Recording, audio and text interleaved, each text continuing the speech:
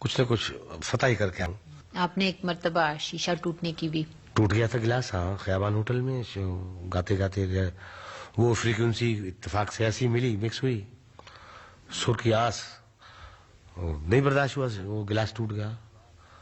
परवेज मेहंदी बैठा था सामने मेरे और डरा वो कि चाचा क्या कुछ जिन भूत तो नहीं कमरे में, शीश रोशनदान भी बंद है, खिड़की बंद है। तो ये होता है कि सुर की ताकत बहुत है।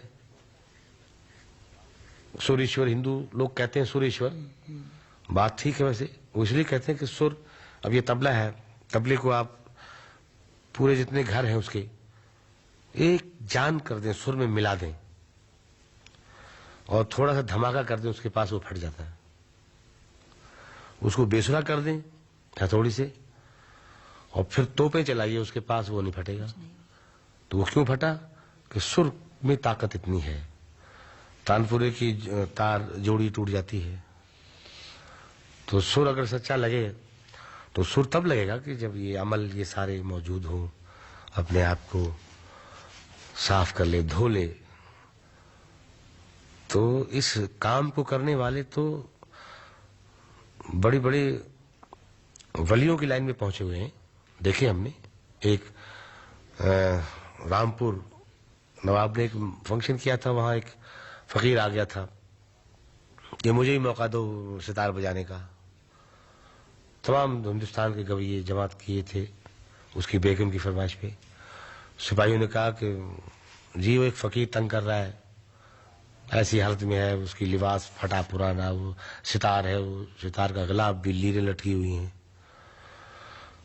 तो माई कहने लगे कि हाँ आने दो उसको, ले आओ। आए तो उसको देख के सारे गवैये और बजाने वाले इंस्ट्रूमेंट्स वगैरह सब हंस पड़े कि यार ये तो पागल आ गया, चलो चलो इसको भी दे दो टाइम, 2 मिनट 5-10 मिनट। बैठा दिया स्टेज पर। चाय के वक्फे में चाय जब शुरू हुई तो लोगों पी रहे हैं, बातें कर रहे हैं, हंस रहे हैं, अरे यार ये पागल है, चलो इसको भी शौक पूरा करें। लेकिन जब उसने वो तरबें अपनी मिलानी शुरू की, साब मिलाया, जब रिखब मिलाया उसने, तो थे तो सारे गाने बजाने वाले, सारे कसबी थे। एक रिखब मिला तो जरा लोगों ने देखा यार वाह क्या अच्छा रिखब इसने मिलाया है। तो पूरी सप्तक मिलाने तक पूरे वो 10-12 हजार आदमियों की जबान बंद हो गई थी। 7 से 7 तक हो गया सन्नाटा और प्याली हाथ में लोगों के कि यार ये क्या कर रहा है, ऐसे रह गए बैठे। अब वो शुरू हुआ तो मैं बहुत छोटा था, मुझे तो ख्वाब की तरह याद है कि जो लोगों की हालत थी गवैयों की, कपड़े लोगों ने फाड़ लिए, चीखें निकल गई लोगों की, वाह वाह वाह वाह करते करते वो वाह वाह भी बंद हो गई, बोलना बंद हो गया लोगों का, बिल्कुल सन्नाटा। और वो बजा के कब उठ के चला गया किसी को पता नहीं। कुछ 10 मिनट के बाद सट्टा टूटा तो नवाब चिल्लाया, चीखा, अरे कहाँ गए, कहाँ गए? देखे तो कुछ पता ही नहीं कहाँ। फिर 700-800 घुड़सवार खड़े थे बाहर। उन्होंने वो गोला गोकर्णनाथ का जंगल था जहां ये जश्न हुआ था, तो घुड़सवारों ने एक एक दरख्त का पत्ता पत्ता देख लिया, वो फकीर का पता नहीं लगा। यानी 5 मिनट में उन्होंने 10-12 मील के अंदर अंदर ऐसे जैसे गायब ही हो गया। कहीं गया कहाँ भाई? कल जी बस निकला, इधर से निकला था। वो जो पहरे भी बैठे थे उनसे पूछा कब गया, कहना जी हमने देखा ही नहीं। वो भी सकते में थे, कैमरे नहीं देखा उसको जाते हुए, किसी ने उठते हुए नहीं देखा। फिर 3 साल के बाद वो नजर आया वहां कलकत्ते में, देखिए कॉन्फ्रेंस में, वहां किसी ने पहचान लिया कि यार ये तो फकीर वही है। बस ये ऐसे वो जब किसी ने आवाज लगा, ये सुन ली उसने फकीर ने, तो देखा कि इसे पहचान लिया। तो फिर जो भागा है वहां से, तो उसके पीछे काफी 6-7 गवैये भागे, तो वही है वही है वही है, तो वो फिर गायब हो गया। तो बुजुर्गों ने, फिर मेरे दादाजी भी थे, सब थे, कहने लगे नहीं जी, नवाब साहब कहा कि नहीं ताज्जुब मत करें, मौसीकी में एंड यही है वो वली से भी आगे लाइन ले चली जाती इसमें, क्योंकि सारे रोजे इसमें रख लेता आदमी, कि दीन दुनिया का नहीं रहता वो। तो ये कोई ताज्जुब की बात नहीं है, ये बहुत डीप चला गया म्यूजिक में ये, तो इसमें डीप जाना भी जरा मुश्किल है। तो ये वाकया मैंने आंख से देखा और बुजुर्गों से ये बातें सुनी भी, आज तस्दीक भी हुई उन बातों की कि वाकई ये लाइन तो है ही फकीरी। लोग उंगलियां उठाते हैं, यह गाता है क्या है, फलाना है, गाना बजाना बहुत बुरा है।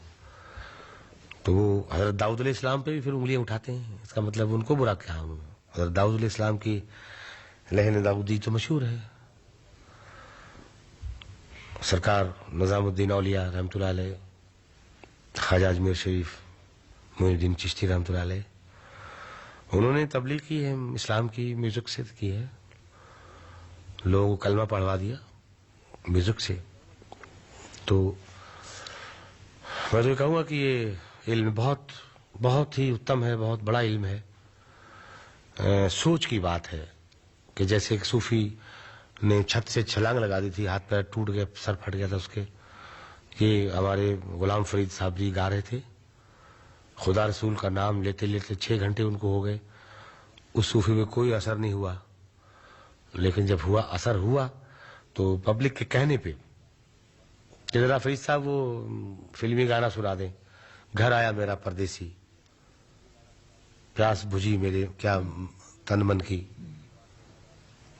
जब ये शुरू हुए तो वो 10 मिनट के बाद देखा तो साहब सूफी साहब को एक झटका सा आया और वजतारी हुआ। उसके बाद जो जंप लगाया तो नीचे आ गिरे छत से, तो पैर टूट गए, हाथ टूट गया, सर फट गया, हॉस्पिटल ले गए उसको।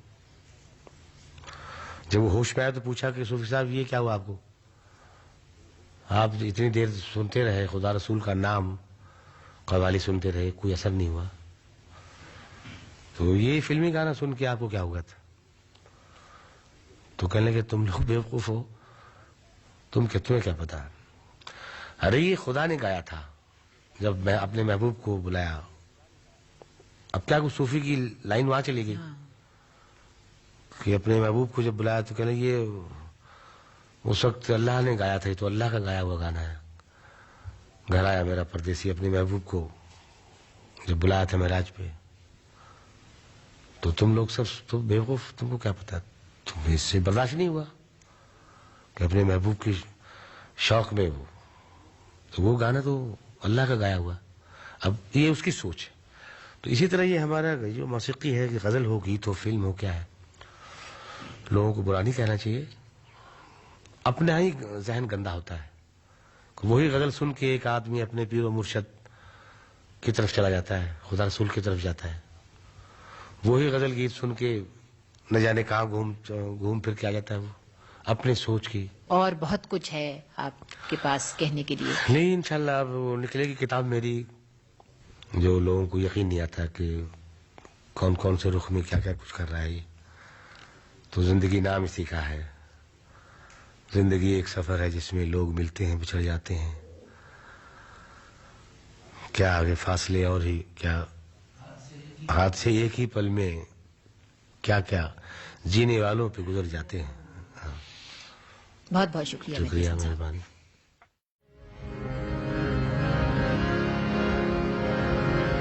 हाँ।